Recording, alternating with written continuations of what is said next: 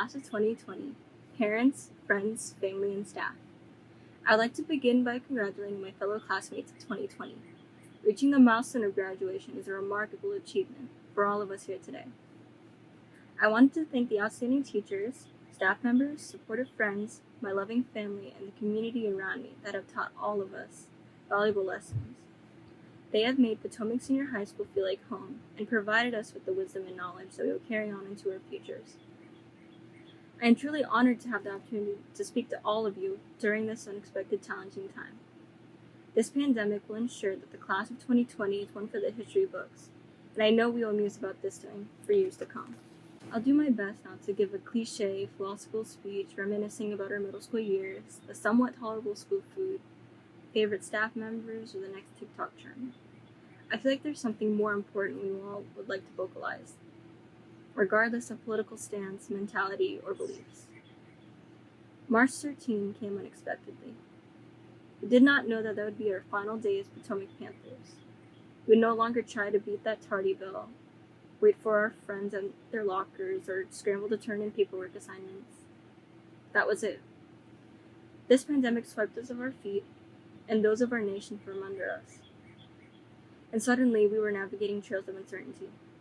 The class of 2020 endured months of quarantine, and for many of us, our beliefs that this silent presence has stolen a dear part of our final year of high school have left many of us uneasy or frustrated. But by now, we have learned that our endeavors have not and will not be diminished by a virus. Yes, there are places we wish we could have traveled to, people we hope to give a proper farewell to, and senior activities that we didn't have the opportunity to celebrate. I understand that, and it is with genuine sincerity to say that it is okay to grieve, for the experiences we did not have, for those who may have lost a loved one, or for those struggling to keep things moving. COVID-19 took things away from us, but also taught us what we are made of. We are strong, optimistic, and we will go on despite whatever obstacles are in our way. This not only goes for the class of 2020, but also our nation as we struggle to combat this invisible monster. There's a light at the end of the tunnel. Of that, I have no doubt. Despite the what-ifs of any event, there will be an opportunity to say, I can. In any case, it may be safe to say currently that optimism is the best medicine. The fascinating part of our own personal experiences is that they formulate you, good and bad. There have been times in my life that I relied on the power of optimism. And generally, a feeling of empowerment can be shared through human nature, especially during the toughest of times. By using a common form of belief or bond with one another to demonstrate empathy. It might be the destiny or by chance that we all believe in, but I would like to think of it like this. My years in high school have been some of the toughest times that I transitioned into. It is where I made new friends, and I learned about myself. But the numerous events that I have confronted have shaped me into the person that I became today. I would like to believe that every one of us has some type of conflict we must encounter, regardless of age or current experiences. It never occurred to me how vulnerable an individual could become, despite the exterior of an appearance being completely contradictory to their inner selves. I assumed that if I were able to show it, that it would magically disappear as if it weren't there in the first place. I had this constant mentality of being capable of overcoming adversity and becoming who I want to be, regardless of the challenges I'm faced with. My personal drive was shifted from looking at perspectives that made my own to-do tasks of life seem boundless, to thinking how I benefit from completing my personal duties. I'd see how those whom I look up to keep on looking forward, and I decided to look the same. Alphonse Carr spoke in his book, translated A Tour Around My Garden. You complain about seeing thorny bushes. Me, I rejoice and give thanks to the gods that thorns have roses. Overcoming the pessimistic standpoints of the memories missed or the mistakes committed demonstrates the proper lesson of humanity. Not only because there is a pain that comes with certain aspects, but showing gratitude for the transformation made to protect something magnificent. It is not that we should dwell on any unfortunate events, but the wisdom that we accumulate on our passage through life that we should be grateful for. In some contexts, it could be for a competitive reason or for some regard of acceptance. Yes, it may be willful and covetous logic, somewhat like a child who knows only to imitate those around them, but it was a twisted way to demonstrate my persistence. And as a kid, I remember looking up to these women and men who were dressed in similar professional attire in these strange pearly white rooms supplying the strangest of instruments, only to learn that their job is to help make people feel better. And I learned more and more about the interests I had and the steps I needed to take just to be like that lady who showed me how precious life was through an ultrasound screen of my brother, the individuals that took care of my parents when they needed it, and the superheroes who came to the rescue during times of panic. Despite what rumors have crossed my path, and the difficulties I know we will face, I have admired the work of medical professionals and want to be just like them. Like many individuals, I have had days or even weeks where a constant consternation or the overwhelming pressure of life lingers over me. The message is to not discourage those suffering with worse experiences that there are anything lesser than mine, or to ask for pity, but to indicate how being in denial is significant. Until recently, I became accepting of my own internal struggles. Later on, I began to discover that it became this redundancy of frivolous baggage. There was a period of high school life that transformed me to where I became more knowledgeable about myself and my emotions, those I have not decided to think about or have matured enough to comprehend. Art has been my method of cleansing and relaxation for me. Creativity became my filter, and I have learned to express myself in imagery created in my mind in ways I never thought I could. It was my way of telling others my thoughts, without worrying about the wrong words or having to form cohesive sentences that I can barely make now. I found that no matter how tolerable something seems, there's always an opposite side to the situation. Enough was enough for me, and through others I learned that there was something that I needed, that nothing should equate to the end of the world. No disorder, no emotional experience could ever define me. And while it may still be lingering behind, I learned to grow from it rather than let it consume me. I believe when people are put into situations that we may not expect, we have the chance to learn about the mistakes we made. Being part of human nature, we evolved into beings that we are today because we were able to determine the benefits from life and spread it to the culture of well-being. We evolved into the beings we are today because we were able to determine the benefits of life and spread it to the culture and well-being of one another. Instead of focusing on if the glass is half empty, think of it as being half full.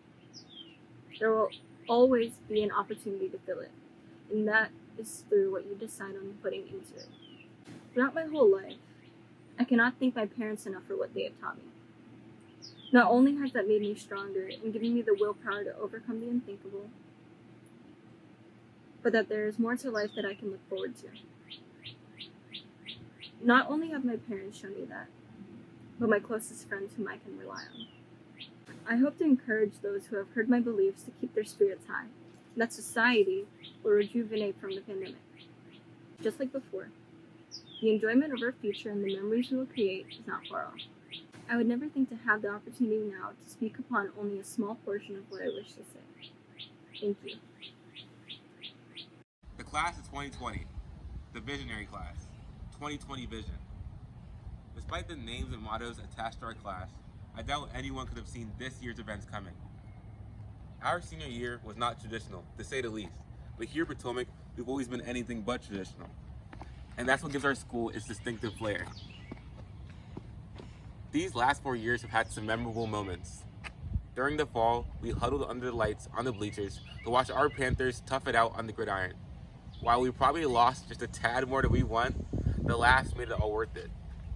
We came to homecoming in our best fits, fashionably late of course, and turned up to DJ Tunes' best hits. While we were probably going to procrastinate on the mousetrap car or chemistry packet due Monday morning, we had fun nonetheless. And when we ate some glizzies and watched our basketball team battle it out the states, we learned what it truly meant to be a Panther. It means believing in yourself, even when others have certain perceptions of us. It means working hard every day. So, like that mantra that echoes over the announcements every morning, you make your family and community proud. and it means being part of a large extended family that will support you all in your endeavors. That family includes the wonderful teachers who supported us, even when an hour in class felt like a lifetime, our parents who drove us to clubs and sports before we had cars, and our siblings who either motivated us to study at home or encouraged us to go to school to escape them for a few hours. Just like any family, we've had some bumps in the road.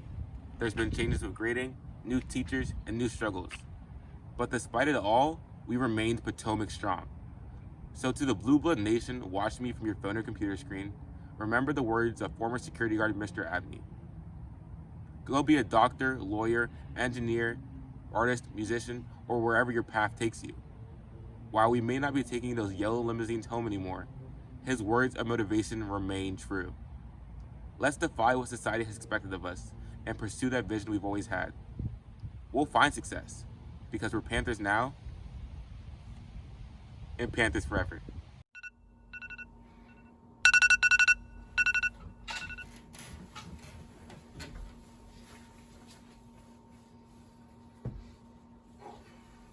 Hey, good morning everyone. It's Braden, your senior class president, and I would like to congratulate each and every single one of you for this significant milestone.